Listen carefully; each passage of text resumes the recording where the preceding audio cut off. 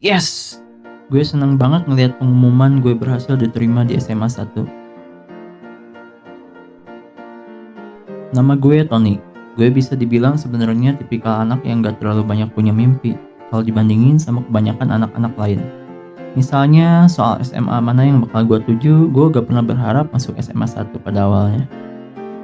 Sampai pada akhirnya si Adit temen gue bilang, "Ton, lu pokoknya harus masuk SMA 1. Di sana cewek-ceweknya Berhubung selama di SMP gue jomblo, dari situlah gue sangat berhasrat masuk ke SMA 1. Gue sebenarnya heran juga waktu tahu akhirnya gue keterima di itu SMA. Perasaan nilai gue di SMP gak bagus-bagus amat. Ya paling-paling mentok nilai gue 4,8 lah. Itu udah paling besar. Ya gue akuin gue pinter, tapi gak pinter-pinter amat kan. Gue sebelumnya udah pernah minta ke bokap gue datang ke dukun biar nilai ujian gue di atas syarat minimal masuk SMA. Si dukun itu minta kepala kerbau sebagai sesajen buat jin yang katanya bakal bantuin gue ngisi soal ujian. Gue gak ngerti itu jin kenapa cuma doyan bagian kepalanya doang, padahal dagingnya sedikit. Bokap gue akhirnya ngasih tuh si dukun kepala kerbau. Besokannya Pak RT bikin pengumuman di toa masjid, ngasih tahu kalau ada salah satu warganya yang kehilangan kerbau. Gue sama keluarga gue lagi makan pakai daging kerbau waktu denger pengumuman itu. Emang sih di rumah gue tiba-tiba banyak banget daging kerbau. Gak tahu bokap gue dapet tuh kerbau dari mana. Tapi ya mungkin namanya juga kebetulan. Tibalah hari ujian itu. Awalnya gue mengerjakan soal dengan normal-normal saja.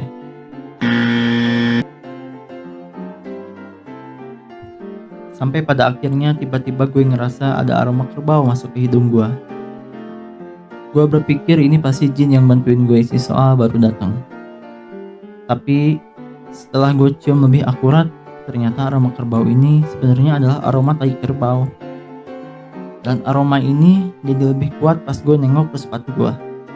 Pas gue cek sepatu gue, ternyata gue injek tai kerbau. Oh no! Upaya gue datang ke dukun itu pun sia-sia. Nilai ujian akhir gue rata-rata 4,7. Sementara minimal masuk ke SMA sana itu rata-ratanya harus 7,5.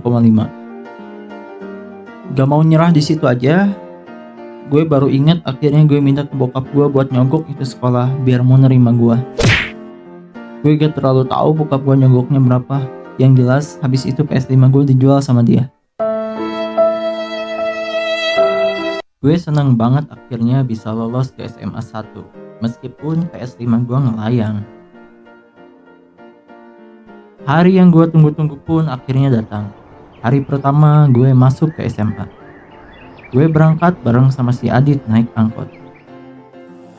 "Ton, kalau lo mau langsung dapet cewek, lo harus terlihat keren di mata semua orang, khususnya di mata cewek." Si Adit ngasih gue wejangan. "Oh, itu udah pasti Dit, tenang aja, kan gue udah keren dari lahir." Gue jawab dengan penuh percaya diri. "Baru masuk SMA 1 ya Dek?" ucap supir angkot yang terdapat koreng di wajahnya. "Iya nih bang." "Oh, hati-hati ya Dek, soalnya SMA 1 senioritasnya masih kental." Si abang supir angkot lumayan bikin gue sama si Adit was-was. "Ah, santai bang, kita mah gak akan takut sama gituan," ucap gue sambil gemeteran. "Nih, lihat koreng abang. Ini bekas dulu dibacok sama kakak kelas waktu abang sekolah di sana."